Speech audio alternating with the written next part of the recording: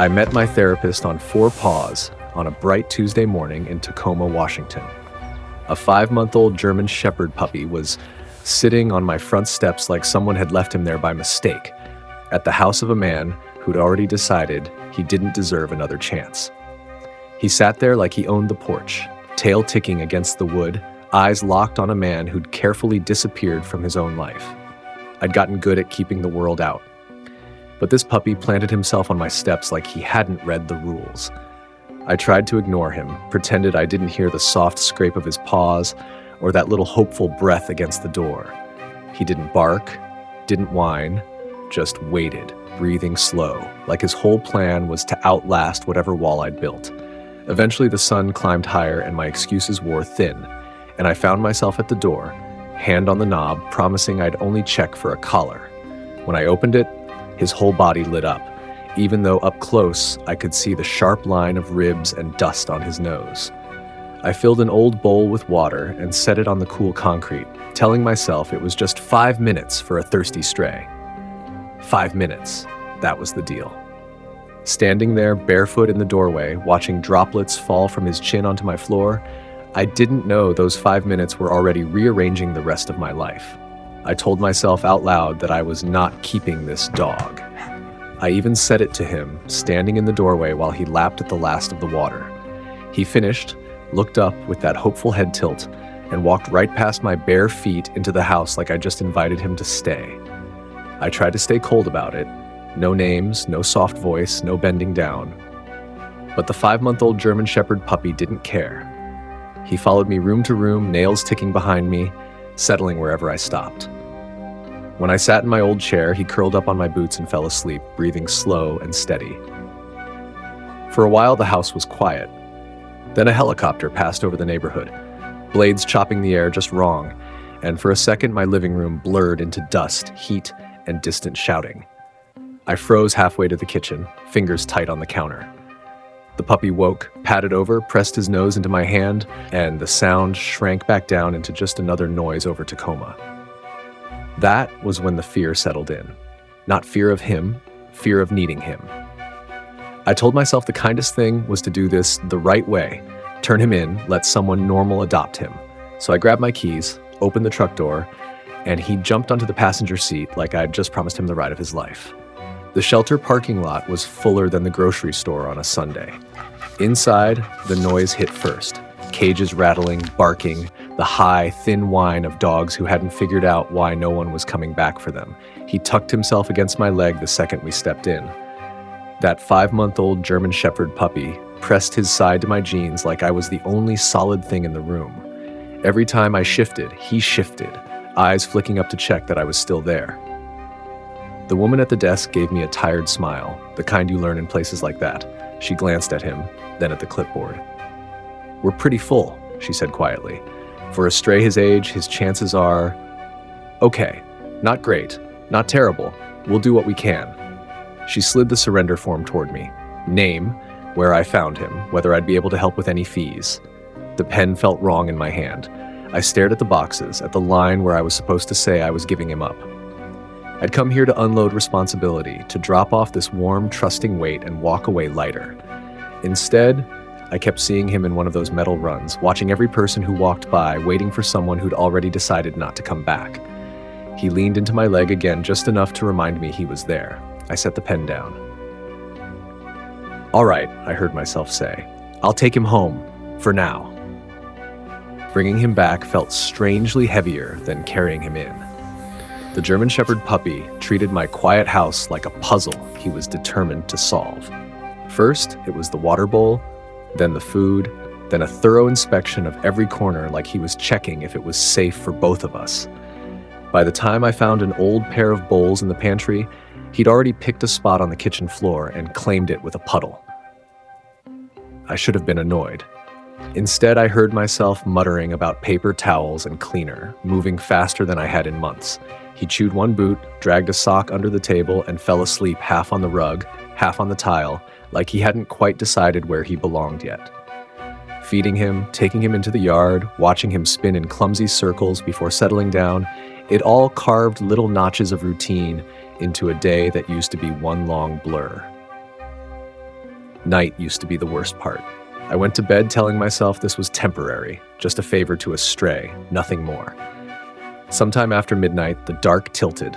A distant siren slid into rotor wash, into shouting I couldn't quite hear but could feel in my chest. My heart kicked hard, sheets damp, room shrinking around me. He startled awake too. I could hear his claws skitter on the floor. For a moment he stayed in the corner, small and unsure, watching me fight ghosts he couldn't see. Then I felt the mattress dip, a cautious weight creeping closer, and he eased himself onto my chest like he was afraid I might break. He was trembling, but he stayed, pressing all that wiry warmth against me until my breathing finally slowed to match his. I don't remember the moment the noise faded. I just remember waking up to gray morning light, stiff neck, sore eyes, and a sleeping puppy stretched across my chest like he decided that was his spot from now on. Morning came in gray over Tacoma and a weight I wasn't used to on the bed. He stretched, blinked at me, then tumbled off the mattress and padded to the door like we'd had this routine for years. We walked toward the water because that's where my feet still go when my head gets loud. The air by the bay was cool, gulls arguing over the tide. The 5-month-old German Shepherd puppy hit the end of the leash, then slowed, nose high, pulling me toward the shoreline like something down there was his. At the small public pier, he stopped on his own. He sat at the edge of the boards and stared out at the water. No tugging, no whining, just that steady gaze, his breathing evening out beside my leg. I used to stand by the water when I was younger, watching the surface and pretending it could rinse my head clean. Later, after I came back from places I don't name, I found other docks and did the same thing, staring at reflections until my eyes burned. The water never answered. He shifted closer and leaned into my knee. The words slipped out before I could catch them. "You're my harbor." His ears flicked, and he looked up like he'd been waiting to hear that name. That word "my" hung between us, quieter than the waves, and I realized I hadn't claimed anything in a very long time. Harbor didn't care about my mood. He cared about breakfast. Every morning, he nudged the cabinet with his nose, nails clicking, tail thumping until I scooped kibble into his bowl and watched a hungry rescued puppy inhale it like I'd starved him for weeks. After a few days, I decided he needed a bath more than he needed my pride. He fought the tub at first, paws spread, eyes wide, then surrendered with a dramatic sigh as I ran warm water over his back. By the time I rinsed him, there was more water on the floor than in the tub. He burst out like a furry torpedo, shaking droplets across the walls, the mirror, and my shirt, turning the tiny bathroom into a rainstorm. I wrapped him in an old towel, rubbing him down while he leaned into me, eyes half closed, trusting me to make the world warm again. We must have looked ridiculous, both of us dripping in the hallway, but for the first time in a long while, my house smelled like wet dog instead of stale silence. On our afternoon walks, neighbors started to notice. A woman across the street waved, asked how old he was. 2 kids on bikes rolled up, breathless, asking if they could pet him. He trotted right over, tail wagging, soaking up their hands and laughter like he'd waited his whole life for that kind of attention. I stood there, awkward with my hands in my pockets, watching him make friends I didn't know how to make anymore. Then he sneezed at one of the kids' shoelaces, startled himself and jumped sideways, and an honest laugh came out of me before I could stop it. The sound was so unfamiliar that for a second I looked around, half convinced it belonged to someone else. It didn't take long for the old sounds to find their way back in. One afternoon, the TV was just background noise, local news humming while I sorted mail I didn't want to open. Then a clip rolled with a chopper in it, blades chopping the air and the room tilted sideways. My hands stopped moving. The envelopes blurred. That distant, familiar thump crawled into my chest and sat there. I stared past the wall, past the window, past Tacoma, straight into a place I'd worked hard not to name. I don't know how long I sat like that. Long enough that Harbor stopped chewing his toy and went quiet. The house held its breath with me. Then claws clicked softly across the floor. He nudged his nose under my hand, trying to wedge it open and let out this small, uncertain whine. A loyal puppy shouldn't have to carry that kind of worry, but there he was, eyes searching my face like he could drag me back if he just stared hard enough. A flash went through my head. Not explosions, not bodies, Just a line of tired men sitting on hot concrete, boots in a row, all of us pretending we weren't scared to close our eyes. My throat felt tight. "I get stuck," I finally told him. "It feels like I never really came home." He didn't understand the words, but he understood the weight.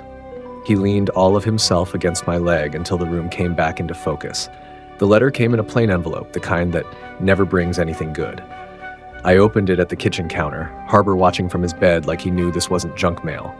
A few sentences, a stamped logo, a polite rejection from a program I'd let myself hope might help.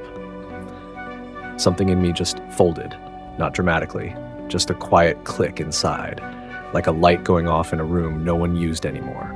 After that, walks got shorter. I threw the ball once or twice instead of 10 times. My voice went flat, clipped at the edges. I caught myself saying no more than, "Good boy." He felt it. The brave pup stopped tossing his toy in the air and started carrying it to the door, lying down beside it like he was waiting for a version of me that had already left. When I sat on the couch, he didn't rush over right away. He just watched, head tilted, eyes searching my face for the man who used to laugh at his crooked zoomies. That night, I stood in the doorway and watched him sleep, chest rising and falling, paws twitching in some harmless dream. The thought came quiet and sharp. If I disappeared, who would make sure he never had to wonder why he'd been left again? Morning came with that heavy kind of quiet that feels like a decision already made. I folded his blanket, picked up his favorite chew toy, and set them by the door like I was packing for a sleepover instead of a goodbye. Harbor noticed the leash first. His ears perked, tail started that hopeful thump, and he trotted over, sitting neatly like the good little brave pup he'd learned to be. To him, a leash meant adventure, not leaving. We drove in silence, his nose pressed to the window, fogging the glass with every happy breath. When we pulled into the shelter lot, he still wagged, trusting me all the way up to the door. Inside, the same woman from before recognized us. "Back already?" she asked. I swallowed and said the phrase people use when they don't want to explain. "Personal reasons." She nodded, reached for the leash. The second her hand closed around it, Harbor froze. His paws slid on the smooth floor as she tried to lead him away, nails scraping, body twisting to get back to me. His eyes were wide, confused, almost pleading. It was the look of someone who's been left once and can feel it coming again. My chest cracked. I sat down right there on the cold tile and pulled him against me, fingers buried in his fur so they'd have to pry us apart. "We're both strays, aren't we?" I whispered into his neck, and in that moment, I knew I wasn't letting him go. The day after the shelter, I made a deal with myself. If this little dog trusted me enough to fight that hard to stay, the least I could do was try to trust myself a fraction of that. I found a flyer for a veterans group that met in a church basement across town. The only reason I even called was the small line at the bottom that said dogs were welcome. They told me to come by, bring my companion, like that word wasn't too big for a loyal puppy who still tripped over his own feet. The room smelled like burned coffee and old carpet. Metal chairs in a circle, a cheap lamp buzzing in the corner. I sat near the door out of habit. Harbor stretched on the floor at my boots, head resting on my shoe like an anchor. Guys went around, sharing in pieces, some talking, some staring at the floor the whole time. When it was my turn, my throat tightened. "I'm Clive," I managed. "I'm working on it." The words that followed weren't about where I'd been, just about waking up at night and finding 40 pounds of dog trying to hold me in place. Halfway through, Harbor lifted his head and put one paw on my knee, as if to steady the story. A couple of the men smiled for the first time all evening. When we broke for coffee, one of them shuffled over, eyes on the dog more than on me, and said quietly, "I only came because I heard there'd be a dog." Time didn't jump forward in any big dramatic way. It moved in small things. New scratches on the hardwood from chasing toys, dog hair in the corners I never used to see. The steady rhythm of 4 paws pacing the hall when I was too slow getting ready. Harbor filled out, legs catching up to his paws, chest broader now, but his mind stayed pure puppy. He still greeted every day like it was a surprise party thrown just for him. The house changed around us. There were leashes hanging by the door, 2 food bowls by the kitchen table, a couple of chewed-up tennis balls under the couch, a picture of him taped crookedly to the fridge, nose smudging the paper where he'd sniffed himself. I started going back to the shelter, not to surrender anything this time, but to help.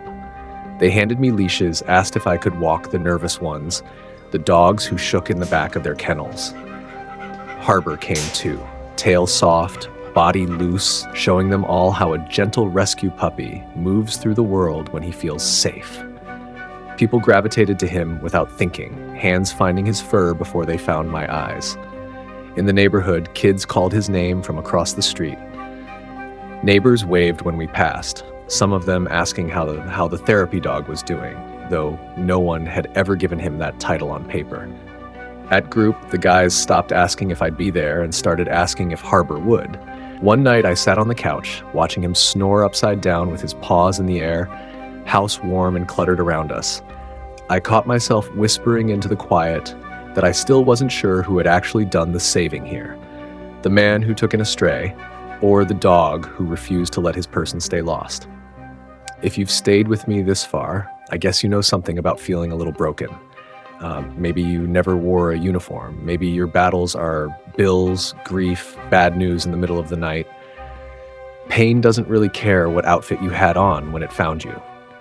Right now, as I'm talking, Harbor is asleep at my feet, one paw resting on my boot like he's making sure I don't go anywhere without him. I still can't tell the whole story without my throat getting tight.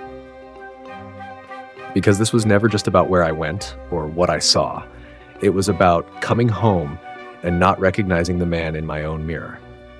This is a story about how a small, stubborn rescued puppy walked into that emptiness and refused to leave.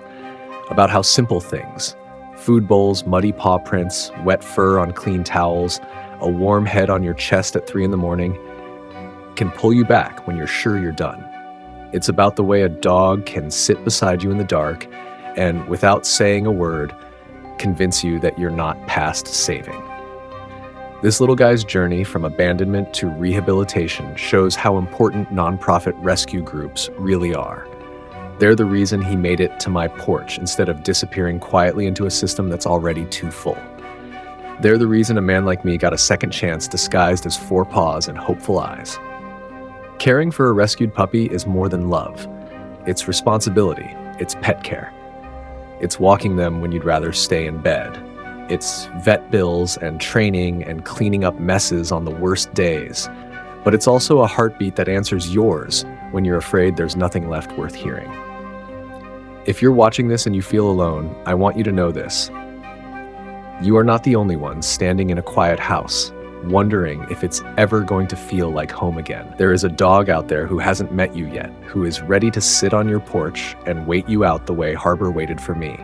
And there is a shelter, a rescue, a small group of tired volunteers doing everything they can to keep that door open long enough for the two of you to find each other. When you share a story like his, you don't just help one animal, you help the next person who's ready to give up find a reason not to. You help keep the lights on in the places that turn fear into trust and strays into family. Join our Brave Paws family. Be their voice. Be their hope.